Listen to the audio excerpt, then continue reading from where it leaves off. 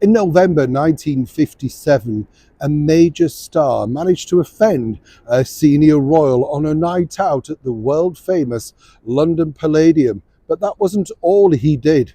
As ever, let me explain. Hi, good morning. How are you? Nice to see you today. And as ever, nice to have your company. I'm glad you like these look back at nostalgia things and stuff like that, because it is fascinating. As I often say here on the show, we think we're creating moments now, don't we? But everything's gone on before, just not always documented, you know? Now, I've been lucky enough to meet some wonderful people in this show business career. And one of them was this wonderful lady, Elisa Lanza. Absolutely. Well, the Lanza name, you now know who I'm talking about, of course. Mario Lanza, a man who really did take MGM by storm and apparently could get studio boss Louis B. Mayer bursting into tears in his office while he went in to try and get some more money just by singing Ave Maria. Very clever move, Mario, I'm sure you'll agree.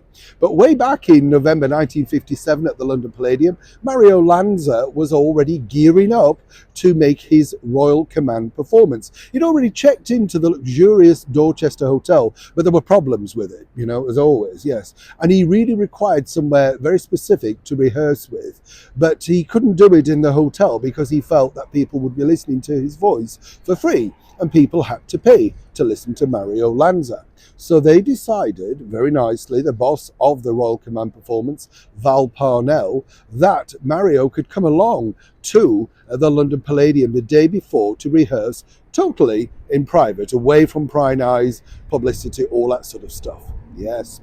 Well, sadly, though, the man assigned to look after him, a wonderful agent who I was lucky enough to meet many years later, Peter Pritchard, was assigned to look after Mr. Lanza. And what happened was a snapper, paparazzi, whatever you call them, of that day, snuck into the theatre, later also the hotel, and very quickly got some snaps of Mario, which set his temper literally off the Richter scale.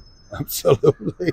Now, what happened was Mario was so angry that he doffed Peter Pritchard literally on the face and knocked him out for a bit. What was the boss, Val Parnell, very nicely asked Peter not to mention this or in fact reveal anything until after the performance. But like all good stories, it eventually came out.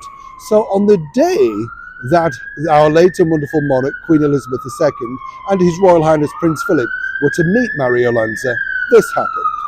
Mario gave a wonderful performance on the stage of the London Palladium, no two ways about it. And as his daughter Lisa told me, he was incredibly nervous, not because, of course, he wasn't necessarily used to singing into, live arenas. He was already on a marvelous European tour, making a lot of money and selling out houses around the world. But more importantly, what was fascinating was this. You see, on the lineup to meet the Duke of Edinburgh and, of course, Her Majesty the Queen, well, basically, the Duke of Edinburgh said, "Oh, how's it going? I believe you're on a tour. Is it going well?" Just small talk, the thing that happens on one of those sort of things. Mario Lanza, still reeling from a lot of nerves, said, "Well, I'm selling out 5,000-seater theatres and I'm making X amount of money every day. What's your story?"